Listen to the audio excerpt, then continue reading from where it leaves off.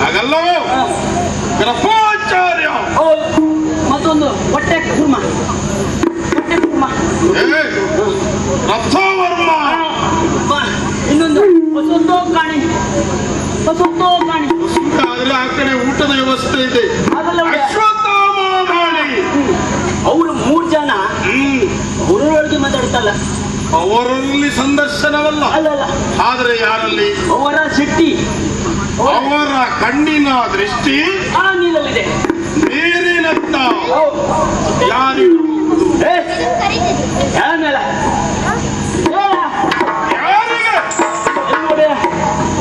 ಒಂದು ಸಲ ಮೇಲ್ಪಾಯನ ದಿಡದಲ್ಲಿ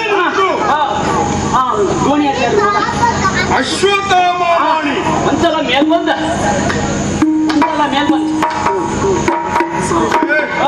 ಇವರು ಬಂದಿದ್ದಾರ.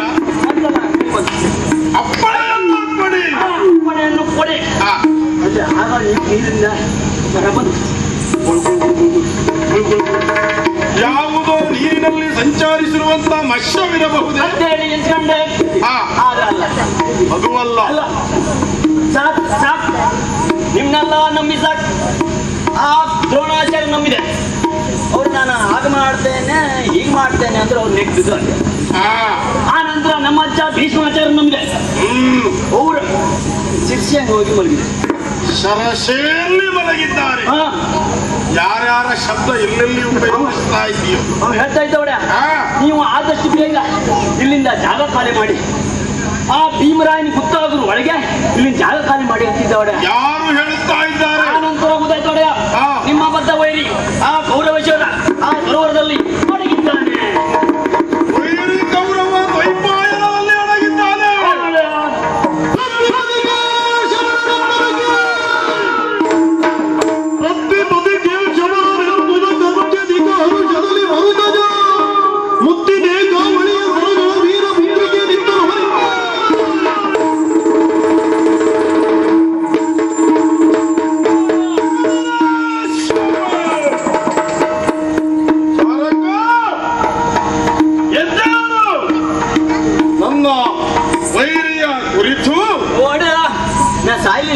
ದ್ವೈಪಾಯನ ಸರೋವರದಲ್ಲಿ ಅಡಗಿದನೆಂಬ ನಿನ್ನ ಮಾತನ್ನ ಕೇಳಿದಾಕ್ಷಣವೇ ನನ್ನ ಸಂತೋಷದ ಹರಿಯುತ್ತಾ ಇದೆ. ನಿನ್ನಗೆ ಸಭಾಶ್ರೀ ಎನ್ನುವ ಬಹುಮಾನವನ್ನ ಇರುವುದರ ನೀನು ಮನೆ ಸುತ್ತುವುದಕ್ಕೆ ಮುಂದಾದ. ನೀವು ಸಂತೋಷ ಬಿಡುವಾಗ ನನ್ನ ಮನೆ ಹೆಂಡತಿ ಮಕ್ಕಳಿದ್ರೆ ಇಲ್ಲಿ ಸಂತಾಪ ವ್ಯಕ್ತಪಡಿಸಬೇಕಾಗ್ತದೆ. ಹಾಗೆ ಮಾಡುವುದಕ್ಕೆ ನಾವು ಬಿಡ್ತೇವೆ. ಬೇಹುಚಾರಕ, ತಿಂಗಳು ನಮ್ಮಲ್ಲಿ ವೇತನವನ್ನ ಪಡೆಯುತ್ತದಂತ ನೀನು ನಿಷ್ಠಾವಂತ ಬೇಹುಚಾರಕ ಹೌದು ಅನ್ನುವುದರಲ್ಲಿ ಅನುಮಾನವೇ ಇಲ್ಲ. ನಮ್ಮ ವೈರಿ ದ್ವೈಪಾಯನ ಸರೋವರದಲ್ಲಿ ಅಡಗಿದ್ದಾನೆ ಎಂಬ ವಿಚಾರವನ್ನ ಗುಪ್ತವಾಗಿ ತಿಳಿದು ನಮಗೆ ತಂದು ಒಪ್ಪಿಸಿದ. ಈ ಕಾರಣಕ್ಕಾಗಿ ಮುತ್ತಿನ ಏಕಾವಳಿಯ ಸರವನ್ನ ನಿನಗೆ ಬಹುಮಾನವಾಗಿ ಕೊಡುತ್ತಾ ಇದ್ದೀನಿ. ಈಗೋ ನಾನಿನ್ನು ಸಂತೋಷನಾಗಿ ಬಾಳು. ಹಾರಬೇಕು ಎನ್ನುತ್ತಾ ಇದ್ದಾಳೆ. ಆದ್ರೆ ನಿಷ್ಠೆಯ ಕೆಲಸಕ್ಕೆ ಇಂತಹ ಬಹುಮಾನ ಸಿಕ್ಕುತ್ತಂತಾದರೆ ಇನ್ನೂ ಉತ್ತಮ ಕೆಲಸವನ್ನ ಮಾಡಿದರೆ ಇದಕ್ಕೂ ಹೆಚ್ಚಿನ ಬಹುಮಾನವನ್ನ ಸಿಗುವ. ನೀವು ಹೋಗ್ಬೋದು. ಪ್ರಯತ್ನ ನಿನ್ನಲ್ಲಿರಬೇಕು. ಆಮೇಲೆ ಆದಿತ್ತು ನೀನು ಹೋಗಬಹುದು. ದ್ವೈಪಾಯನ ಸರೋವರಕ್ಕೆ ಹೋಗಲಿ.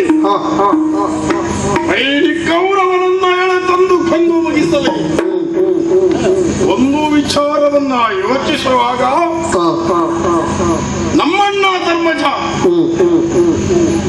ಇದುವರೆಗೆ ಧರ್ಮವನ್ನೇ ಪರಿಪಾಲಿಸಿ 18 ದಿನ ಯುದ್ಧವನ್ನ ಸಂಗ್ರಹವನ್ನ ಮಾಡುತ್ತಾ ಬಂದಿದ್ದೇನೆ.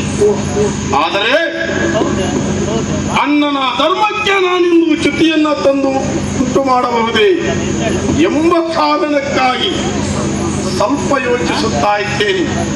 ಕಾಲವನ್ನು ವಿಳಂಬಿಸುವುದೂ ಅಲ್ಲ, ನೇರವಾಗಿ ಅಣ್ಣನಲ್ಲಿ ಹೋಗಿ ಅಡಗಿದ ದಾಳವನ್ನು ಹೇಳಿ ಅವನನ್ನ ಕೊಂದು ಮುಗಿಸಲು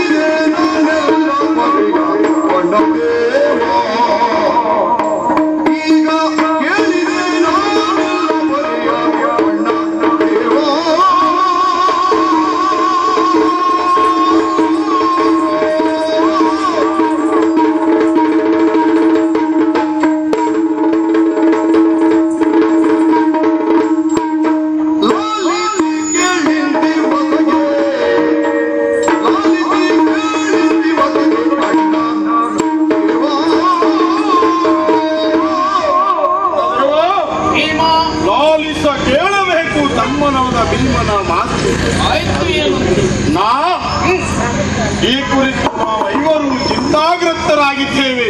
ಯಾವ ಕುರಿತು? ವೈರ ಗೌರವ ರಣಕ್ಷೇತ್ರದಲ್ಲಿ ಯುದ್ಧವಾಡುವುದನ್ನ ಬಿಟ್ಟು ಹೆದರಿ ಓಡತೊಡಗಿದ್ದಾನೆ. ಎಲ್ಲಿಯೋ ಅಡಗಿದ್ದಾನೆ. ಅಡಗುವ ತಾಣವನ್ನು ಹುಡುಕುವುದಕ್ಕಾಗಿ ಅನೇಕ ಜನ ಬೇಹುಭಟರನ್ನ ಕಳುಹಿಸಿದ್ದೇವೆ. ಆದರೆ ನಮ್ಮಲ್ಲಿಯ ನಿಷ್ಠಾವಂತ ಬೇಹುಚಾರಕರು ಅಂದು ಹೇಳಿದ್ದಾರೆ, ದ್ವೈಪಾಯನ ಸರೋವರದಲ್ಲಿ ಗೌರವ ಅಡಗಿದ್ದಾನೆ. ಇನ್ನು ತಡ ಮಾಡುವುದಲ್ಲ, ನೇರವಾಗಿ ದ್ವೈಪಾಯನಕ್ಕೆ ಹೋಗಿ ಗೌರವನನ್ನ ಎಳೆತಂದು ಭೀಮಸೇನ ಅಣ್ಣ ಆಡುವ ಮಾತನ್ನು ಸರಿಯಾಗಿ ಆಲಿಸಿದೆ ಅಲ್ಲವ? ಇಲ್ಲವಾದಲ್ಲಿ ನಮ್ಮ ಕಾರ್ಯವನ್ನು ಬದಲಾಯಿಸುವುದಕ್ಕೋಸ್ಕರ ಯಾರಾದರೂ ಉಪಾಯವನ್ನು ಮಾಡಿದ್ದಾರೆ. ಸರಿಯಾಗಿ ನೀನು ವಿಮರ್ಶಿಸಿದ್ದೀಯಾ? ಅಣ್ಣ, ಇದು ಸಾಮಾನ್ಯದ ವಿಚಾರವಲ್ಲ ಅಲ್ಲವೇ?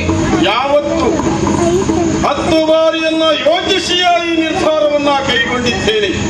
ಕಾರಣ ಬೇಹುಚಾರಕ ನಿಷ್ಠಾವಂತನ ಎನ್ನುವುದರಲ್ಲಿ ಅನುಮಾನವೇ ಇಲ್ಲ. ಒಂದೊಂದು ಮಾತಿನಲ್ಲಿಯೂ ಸತ್ಯಾಂಶವನ್ನೇ ಹೇಳಿದ್ದಾನೆ. ಆದ್ದರಿಂದ ಆ ದುರುಳ ಗೌರವ ನೀರಿನಲ್ಲಿ ದ್ವೈಪಾಯನದಲ್ಲಿ ಅಡಗಿದ್ದಾನೆ ಎಂಬ ವಿಚಾರವನ್ನ ಯಾವ ಕಾರಣಕ್ಕೂ ಅನುಮಾನವೇ ಇಲ್ಲ. ಹೊರಡೋಣಂತೆ. ನಾವಾಗಿ ನಿರ್ಧಾರವನ್ನು ತಗೊಳ್ಳುವುದು ಸರಿಯಲ್ಲ. ಯಾಕೆ? ದೇವನಾದಂತಹ ನಮ್ಮ ಭಾವಜ್ಞರಿದ್ದಾರೆ. ಆತನಲ್ಲಿ ವಿಚಾರವನ್ನು ತಿಳಿಸಿ ಅವರ ಮಾರ್ಗದರ್ಶನ ಅಂತ ನಡೆಯೋಣ. ದೇವನೆಡೆಗೆ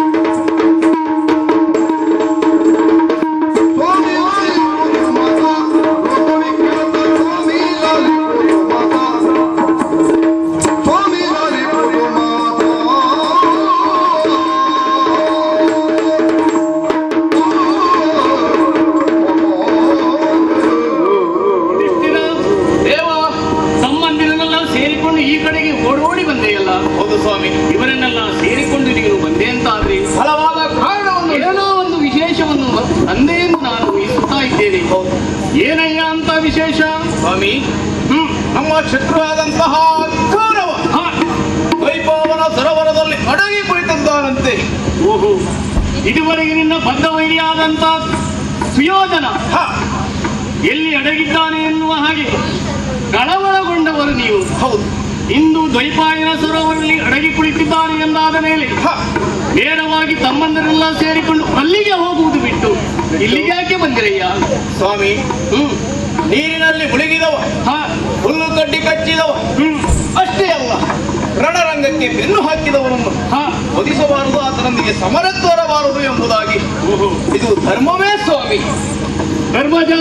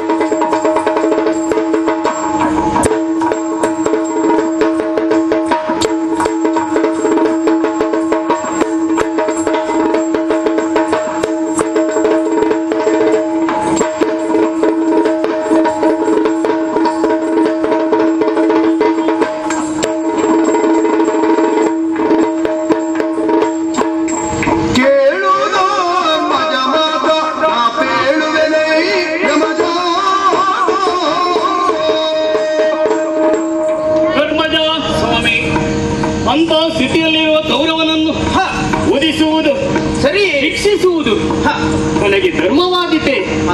ಇದು ನಿನಗೆ ಬಂದಿರುವಂತಹ ಜಿಜ್ಞಾಸೆ. ಹೌದು ಸ್ವಾಮಿ. ನಿನ್ನ ಈ ಜಿಜ್ಞಾಸೆಗೆ ನಾನೇ ಉತ್ತರಿಸಬೇಕು. ಧರ್ಮಜ ಸ್ವಾಮಿ, ಆ ಕೌರವ ಹೇಗಿದ್ದಾನೆ, ಯಾರು ಆತ ಎನ್ನುವುದನ್ನು ನೀನು ಚೆನ್ನಾಗಿ ಯೋಚಿಸುತ್ತಾ ಇದ್ದೀಯ. ಅದಕ್ಕಿಂತ ಮೊದಲು ನೀನೇನು ಎನ್ನುವುದನ್ನು ಚೆನ್ನಾಗಿ ಯೋಚಿಸಬೇಕು. ಯುಧಿಷ್ಠಿರ ಸ್ವಾಮಿ, ನೀನೊಬ್ಬ ಕ್ಷತ್ರಿಯ ವೀರ ತಾನೇ?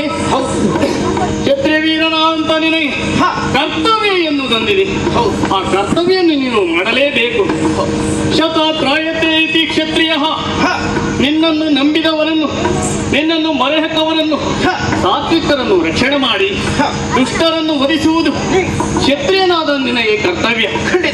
ಯುಧಿಷ್ಠಿರ, ಇದು ಯಾವುದೂ ಬೇಡವೆಂದು ನೀನು ನೇರವಾಗಿ ಅಡವಿಗೆ ತಪಸ್ಸಿಗೆ ಹೊರಟೆಯಾದರೂ ನಿನ್ನಡೆಗೆ ಬಾಗಿದ ಗಿಡದ ಎಲ್ಲನ್ನು ಕತ್ತರಿಸುವುದಕ್ಕೆ ನಿನ್ನಲ್ಲಿರುವ ಕೈದು ಮುಂದಾಗುತ್ತದೆ. ಇದು ಸಹಜವಾಗಿಯೇ ಮುಂದಾಗುತ್ತದೆ. ಇದು ಸ್ವಭಾವ, ಇದು ಧರ್ಮ. ಕೇಳಲಿಲ್ಲವೇ ನೀನು? ಹರಿಯುವುದು ನೀರಿನ ಧರ್ಮ, ಉರಿಯುವುದು ಬೆಂಕಿಯ ಧರ್ಮ, ಬೀಸುವುದು ಗಾಳಿಯ ಧರ್ಮ ಎಂಬೀ ಶಬ್ದಗಳಲ್ಲಿ ಸ್ವಭಾವ ಸಹಜವಾದಂತಹ ಕ್ರಿಯೆಗೆ ಧರ್ಮ ಎಂದು ಹೆಸರು. ಇದನ್ನೆಲ್ಲ ಅರ್ಥವಿಸಿಕೊಂಡು ನಿನ್ನ ಹಳ್ಳೆಯ ಮುಳ್ಳಾಗಿರುವಂತಹ ಪಾಪಿಯಾದಂತಹ ದುರ್ಯೋಧನನನ್ನು ಕೊಂದು ಕಳೆಯಬೇಕಾದ್ದು ಕ್ಷತ್ರಿಯನಾದಂತಹ ನಿನಗೆ ಧರ್ಮವಪ್ಪ. ಅಷ್ಟೇ ಅಲ್ಲದೆ ಯಮನಂದನ ಎಂದು ನಿನ್ನನ್ನು ಎಚ್ಚರಿಸುತ್ತಾ ಇದ್ದೇನೆ. ಯಮನ ಕರ್ತವ್ಯವೇನು ಹೇಳು? ಪಾಪಿಗಳನ್ನು ಶಿಕ್ಷಿಸುವುದು ಆ ಯಮನ ಕರ್ತವ್ಯ. ಪಾಪ ಪುಣ್ಯದ ನಿರ್ಣಯವನ್ನು ಮಾಡಿ ಪಾಪಾತ್ಮರವನ್ನು ಶಿಕ್ಷಿಸುವುದು ಆ ನಿನ್ನ ತಂದೆಯಾದಂಥ ಯಮನ ಕರ್ತವ್ಯ. ನಿನ್ನ ತಂದೆಯಾದಂಥ ಯಮ ಆ ಲೋಕದಲ್ಲಿ ಶಿಕ್ಷೆಯನ್ನು ಕೊಡ್ತಾನೆ. ಆ ಅಪ್ಪನ ಮಗನಾದಂಥ ನೀನು ಈ ಲೋಕದಲ್ಲಿ ಶಿಕ್ಷೆಯನ್ನು ಕೊಡಬೇಕು. ಪಾಪಿಯಾದಂಥ ದುಷ್ಟನಾದಂಥ ಗೌರವನನ್ನು ಒಲಿಸುವುದರ ಮೂಲಕವಾಗಿ ಬರಬಹುದಾದಂತಹ ಕೀರ್ತಿಯನ್ನು ನೀನು ಪಡೆಯಬೇಕು. ಆ ಕೀರ್ತಿಗೆ ನೀನು ಪಾತ್ರನಾಗಬೇಕು. ಇದುವೇ ನಿನಗೆ ಭೂಷಣವಪ್ಪ. ಸ್ವಾಮಿ, ಮಾತಿಗೂ ಗೌರವವನ್ನು ಕೊಲ್ಲಬೇಕು ಎಂಬುದಾಗಿ ಹೇಳ್ತಾ ಇದ್ದೀನಿ. ಕ್ಷತ್ರಿಯನಾಗಿ ನಿನಗೆ ಕರ್ತವ್ಯ ಅದು. ಹೌದು, ಕ್ಷತ್ರಿಯನಾದರೂ ಆತ ಮಾಡಿದ್ದಾದ್ರೆ ತಪ್ಪೇನು ಸ್ವಾಮಿ? ಆತ ಮಾಡಿದ ಪಾಪವೇ ಒಂದೇ ಎರಡೇ.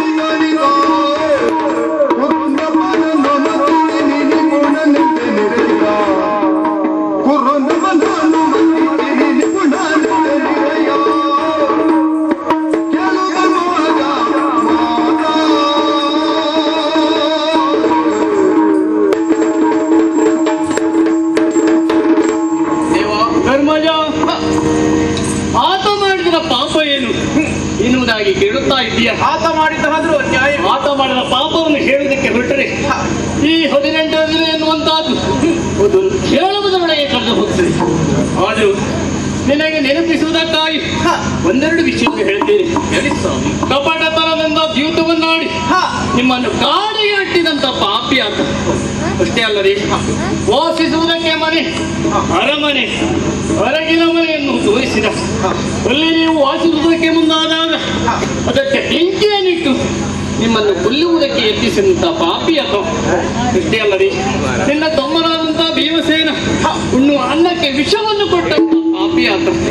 ಕಾಲದಕ್ಕೆ ಸಾವಿರ ಸಾವಿರ ಸಾತ್ವಿಕರು ನೆರೆದಿರುವಂತಹ ಸಭಾ ಮಧ್ಯದಲ್ಲಿ ನಿಮ್ಮ ಮೈವಾರಲ್ಲದೆ ಆದಂತ ಪಾಂಚಾಲೆಯ ಸೀರೆಯನ್ನು ಸೆಳೆದು ಆಕೆಯ ಮಾನಭಂಗಕ್ಕೆ ಯತ್ನಿಸಿದಂತ ಪಾಪಿ ಆತ.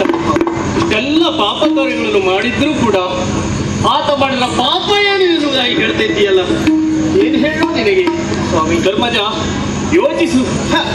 ಯಾರು ಉಣ್ಣುವ ಅನ್ನಕ್ಕೆ ವಿಷವನ್ನು ಇಕ್ತಾರೋ, ಯಾರು ವಾಸಿಸುವ ಮನೆಗೆ ಬೆಂಕಿಯನ್ನು ಕೊಡ್ತಾರೋ, ಯಾರು ಮಾಲಿನ್ಯ ಮಾನಭಂಗಕ್ಕೆ ಯತ್ನಿಸುತ್ತಾರೋ ಅಂತವರನ್ನು ಆತತಾಯಿಗಳು ಎನ್ನುವುದಾಗಿ ಹೇಳ್ತಾರೆ. ಈ ಮೂರರಲ್ಲಿ ಒಂದನ್ನು ಮಾಡಿದರೂ ಕೂಡ ಆತತಾಯಿಯ ಸಾಲಿಗೆ ಸೇರ್ತಾರೆ.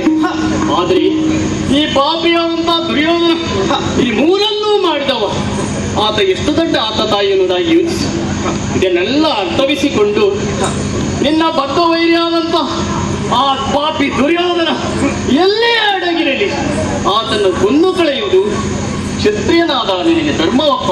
ಸ್ವಾಮಿ, ಆತ ತಪ್ಪು ಮಾಡಿದ್ದು ಅಲ್ಲ ಕಳೆಯುವ ಹಾಗೆ, ಆದರೂ ಆತ ನಮ್ಮ ಬಂಧು ಅಲ್ಲವೇ? ಆತ ನಮ್ಮ ಬಂಧು ಎನ್ನುವ ಬಂಧನ ನಿನ್ನನ್ನು ಕಾಡ್ತಾ ಇದೆ. ಹೌದು ಸ್ವಾಮಿ, ಯೋಚಿಸಬೇಡ ಧರ್ಮ. ನಮ್ಮವ ಎಂಬುದಾಗಿ ಪಾಪಿಯಾದವ ಬಂಧುವೇ ಆದರೂ ಕೂಡ ಆತನನ್ನು ಕೊಂದು ಕಳೆಯಲೇಬೇಕು ಆತನಿಗೆ ಎನ್ನುವ ನೀತಿ ಪಾಠವನ್ನು ಬಾಲ್ಯದಲ್ಲಿಯೇ ನಾನು ಲೋಕಕ್ಕೆ ತೋರಿಸಿಕೊಟ್ಟವನಿದ್ದೇನೆ. ಹೇಗೆ ಬಲ್ಲಯ್ಯ? ಹೇಗೆ? ನನ್ನ ತಾಯಿ ಅಣ್ಣನಾದಂತ ಕಂಸ ಲೋಕಕಂಟಕನಾಗಿ ದುಷ್ಟನಾಗಿ ಬೆರೆದಾಡುತ್ತಿರುವಂತಹ ಸಂದರ್ಭ ನನ್ನ ಮಾವ ಎಂಬ ಮಮಕಾರವನ್ನು ನಾನು ಇಟ್ಟುಕೊಳ್ಳದೆ ಆತ ದುಷ್ಟ ಎನ್ನುವ ಕಾರಣದಿಂದ ಆತನನ್ನು ಕೊಂದು ಕಳೆದಿದ್ದೇನೆ. ಹಾಗಾಗಿ ನನ್ನನ್ನು ಈಗ ಕಂಸಾಂತಕ ಎಂದು ಕರೆಯುತ್ತಾರೆ. ಧರ್ಮಜ, ಸ್ವಾಮಿ, ಪಾಪಿಯಾದವ ಬಂಧುವೇ ಆದರೂ ಕೂಡ ಆತನನ್ನು ಕೊಂದು ಕಳೆಯಲೇಬೇಕು.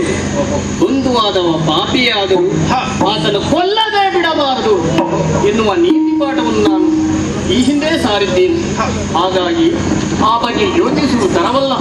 ಇನ್ನು ಕಾಲ ವಿಳಂಬಿಸುವುದು ಸರಿಯಲ್ಲ. ನೇರವಾಗಿ ಎಲ್ಲರೂ ಸ್ವಲ್ಪಾಯಿನತ್ತ ನಡೆಯೋಣ.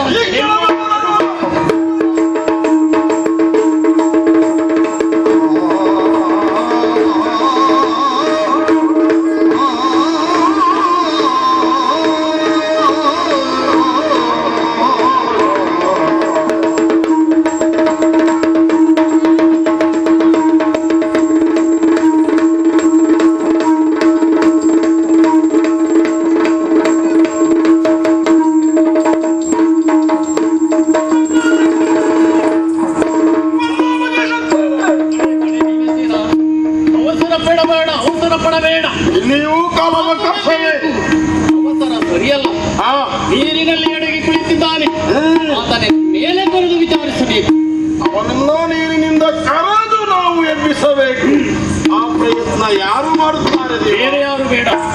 ಕೌರವರಲ್ಲಿ ಆತ ಹಿರಿಯ, ಪಾಂಡವರಲ್ಲಿ ಈತ ಹಿರಿಯ. ಅಣ್ಣ ಧರ್ಮ ಹಿರಿಯರನ್ನು ಈ ಹಿರಿಯನೇ ಕರೆಯಲಿ ನೋಡು. ನಾನೇ ಕರೆದಿದ್ದೇನೆ. ನಡೆಯಲಿ ಅಣ್ಣ.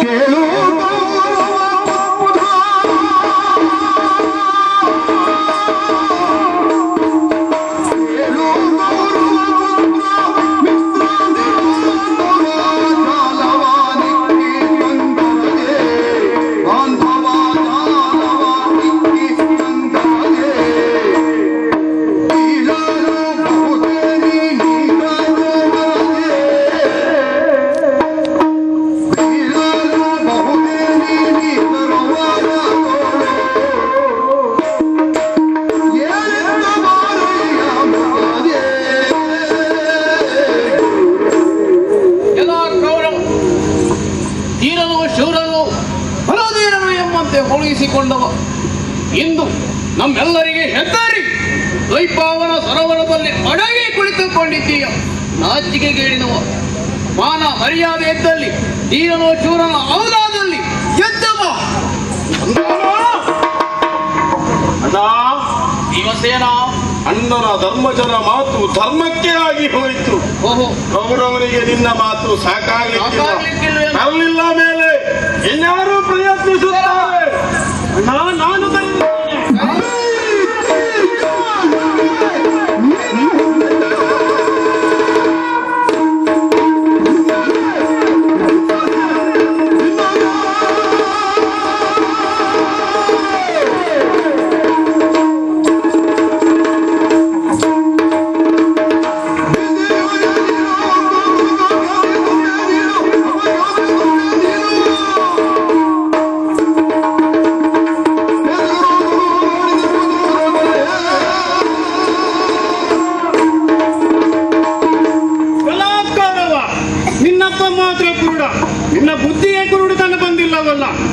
ಚಂದ್ರಣ್ಣಯ್ಯ ಕುಲದಲ್ಲಿ ಹುಟ್ಟಿ ಕುಲದ ಕೀರ್ತಿಗೆ ಮಣ್ಣರಿಸಿದ ನಿನ್ನ ಜನ್ಮಕ್ಕೆ ಬೆಂಕಿ ಬೀಳಲಿ. ನಿನ್ನದು ಒಂದು ಜನ್ಮವೇ. ಈಗ ಮೂರು ಲೋಕದ ಪಾತ್ರ ಬಂದಿದ್ದಾನೆ. ನಿನಗೆ ಸಾಮರ್ಥ್ಯ ಇದ್ದೇ ಹೋಗದರೆ ಈಗಿನಿಂದ ಮೇಲೆ ಬಾ. ಆಮೇಲೆ ಭಾರತ ಕರದಾಕ್ಷಣ ಮೇಲೆದ್ದು ಬರುತ್ತಾನೆಂದು ಭಾವಿಸಿದೆ. ಅಷ್ಟು ಉತ್ಸಾಹಿಯಾಗಿ ವೈಭವದಿಂದ ಭಾರತ ಕರೆದಿದ್ದಾನೆ. ಅವನು ಮಾಡಿದ ಪ್ರಯತ್ನ ಒಂದೇ ಎರಡೇ. ಅದಷ್ಟು ಪ್ರಯತ್ನವನ್ನು ಪ್ರಯತ್ನಿಸಿದರು ಕೌರವನಿಗೆ ಪ್ರಾರ್ಥನ ಮಾತು ಸಾಕಾಗಲಿಕ್ಕಿಲ್ಲ. ಇನ್ಯಾರು ಕರೀತಾರೆ?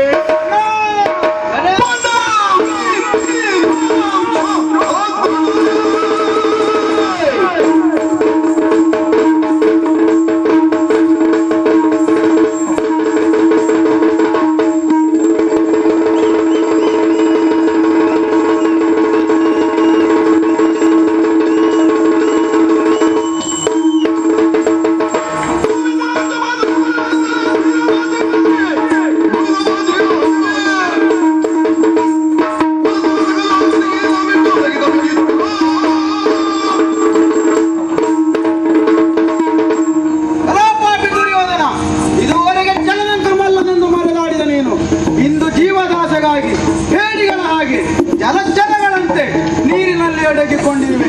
ಇದೋ ಕೇಳು, ನಿನ್ನಲ್ಲಿ ಪರಾಕ್ರಮವಿದ್ದರೆ ಈ ನಕುಲ ಕರೆಯುತ್ತಾ ಇದ್ದೇನೆ. ಇಲ್ಲಿಂದ ಮೇಲೆದ್ದು ನಕುಲನ ಮಾತು ಪ್ರಯೋಜನವೇ ಆಗಲಿಲ್ಲ. ಯಾಕೆ? ಇವನು ಸಾಕಾಗ್ಲಿಕ್ಕಿಲ್ಲ. ಇನ್ಯಾರು ಕರೀತಾರೆ? ನಾನೊಮ್ಮೆ ಕರೆದು ನೋಡುತ್ತೇನೆ. ಪ್ರಯತ್ನ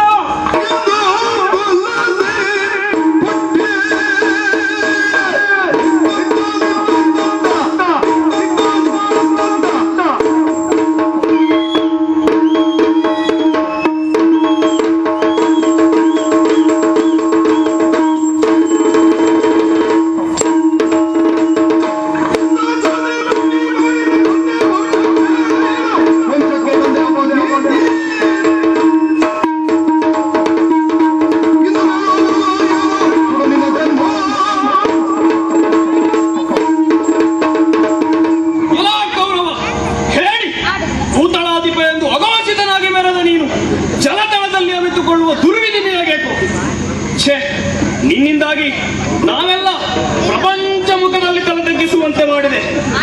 ರಣವಿರುವಾಗ ಬೇಡ, ನಿನ್ನಲ್ಲಿ ಛಲವಿದ್ದದ್ದೇ ಹೌದಂತಾದ್ರೆ ಇಗೋ ನಾನು ಸಹದೇವ ಕರೆಯುತ್ತಿದ್ದೇನೆ. ಒಂದಾನು ಬರಲಿಲ್ಲ. ಸಹದೇವನ ಮಾತು ಪ್ರಯೋಜನವಾಗಲಿಲ್ಲ.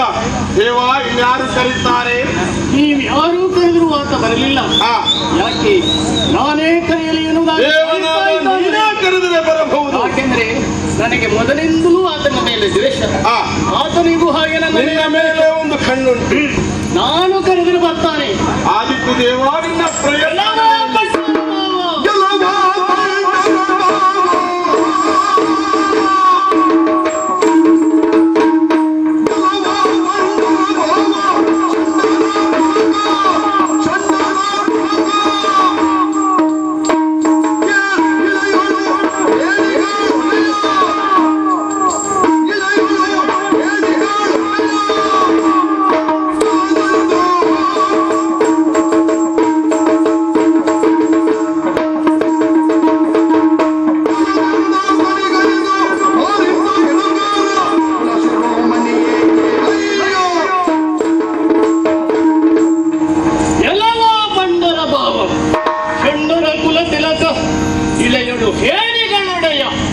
ಇವೆಲ್ಲವೂ ನಿನಗೆ ಸಂಬೋಧಿಸಿದ್ದು ಸುಯೋಧನ. ಎಲ್ಲವ ಬಂಡರ ಭಾವ. ಬಂಡರ ಭಾವ ಎಂದು ಹೇಳುತ್ತಾ ಇದ್ದೆಯಲ್ಲ, ಈ ಮಾತಿನ ಅರ್ಥವೇನು ದೇವ? ಹೇಗವಲ್ಲೆಯ ಬಂಡರ ಭಾವ ಯಾಕೆ ಹೇಳಿದ್ದು? ಈತನ ತಂಗಿಯಾದ ದುಸ್ಸಲೆಯನ್ನು ಜಯದ್ರಥನಿಗೆ ಕೊಟ್ಟು ಮದುವೆ ಮಾಡಿದ. ಪಾಪ ಆ ಜಯದ್ರಥ ಮದುವೆಯಾದ ಮೇಲೆ ಒಂದೂ ದಿನ ಕೂಡ ತನ್ನ ಮನೆಗೆ ಹೋಗದೆ ಹೆಂಡತಿ ಮನೆಯಲ್ಲಿಯೇ ಇದ್ದಾನೆ. ಯಾರು ಮದುವೆಯಾದ ಮೇಲೆ ತನ್ನ ಮನೆಗೆ ಹೋಗದೆ ಹೆಂಡತಿ ಮನೆಯಲ್ಲೇ ಉಳಿತಾರೋ ಅವರಿಗೆ ಬಂಡರೆನ್ನೆದೆ ಇನ್ನೇನು ಹೇಳಲಿ. ಹಾಗಾಗಿ ಬಂಡರ ಭಾವ ಎನ್ನುವುದಾಗಿ ಹೇಳಿದರು. ಇನ್ನು ಷಂಡರ ಕುಲತಿಲಕ ಹೇಗೆ ಬಲ್ಲಯ್ಯ ಆ, ಅಭೇದ್ಯವಾದಂತಹ ಚಕ್ರವ್ಯೂಹವನ್ನು ನಮ್ಮವರಾದ ಅಭಿಮನ್ಯು ವೇದಿಸುವುದಕ್ಕೆ ಮುಂದಾದಾಗ ಆತನನ್ನು ಎದುರಿನಿಂದ ಎದುರಿಸುವುದಕ್ಕೆ ಸಾಧ್ಯವಾಗದೆ ಹಿಂದಿನಿಂದ ಪರವನ್ನು ಕಡಿದಂತಹ ಪಾಪಿಗಳು ಆತನು ಷಂಡರಲ್ಲದೆ ಇನ್ನೇನು. ಇನ್ನು ಇಳೆಯಳು ಹೇಡಿಗಳೊಡೆಯ ಈತ ಹೇಳಿದ್ದೇನು ಶರದ ಶಿರದಲ್ಲಿರಿಸಿದ್ದೇನೆ ದರೆಯನ್ನು ಎನ್ನುವುದಾಗಿ ಹೇಳಿದಂತ ಈತ ಇಂದು ಜೀವವನ್ನು ಉಳಿಸುವುದಕ್ಕಾಗಿ ಹೇಡಿಗಳ ಹಾಗೆ ಜಲಚರಗಳು ವಾಸಿಸುವ ಸ್ಥಳದಲ್ಲಿ ಅಡಗಿ ಕುಳಿತಿದ್ದಾನೆ. ಹಾಗಾಗಿ ಈತ ಹೇಡಿಯಲ್ಲದೆ ಇನ್ನೇನು. ಅಷ್ಟೇ ಅಲ್ಲದೆ ಈತ ಹೇಳಿದ್ದೇನು ನನಗೆ ಪಗೆಗಳಲ್ಲ ಪಾಂಡವರು ನೀರಗಳು ಕೃಷ್ಣ ಎನ್ನುವುದಾಗಿ ಹೇಳಿದ್ದಾನೆ. ನಾನು ಆತನ ಅಗೆಯವನು ಎಂದು ಒಂದೇ ಹೇಳಿದ್ದಾನೆ. ಅಷ್ಟೇ ಅಲ್ಲದೆ ಎಲ್ಲ ದುರ್ಯೋಧನ ಒಂದು ನಾನು ಸಂಧಾನಕ್ಕಾಗಿ ಬಂದಾಗ ನೀನು ಮಾಡಿದ್ದೇನು ನನ್ನನ್ನು ಕಟ್ಟುವುದಕ್ಕೆ ಯತ್ನಿಸಿದ್ದೀಯ. ಅಂದು ನಿನ್ನಲ್ಲಿ ಕಟ್ಟಲಿಕ್ಕಾಗಲಿಲ್ಲ. ಇದೋ ನೋಡು ಇಂದು ನನ್ನ 2 ಕರಗಳನ್ನು ಕೊಡ್ತಾ ಇದ್ದೇನೆ. ಸಾಧ್ಯವಾದರೆ ಕಟ್ಟು. ಬಾರ ಮೇಲೆ ದೇವಾ, ಶ್ರೀಕೃಷ್ಣನಾದ ನೀನು ಕರೆದಂತ ಮಾತಿಗೆ ಬರಲೇ ಇಲ್ಲ. ಕೌರವ ಮೇಲೆದ್ದು ಬರುತ್ತಾನೆ.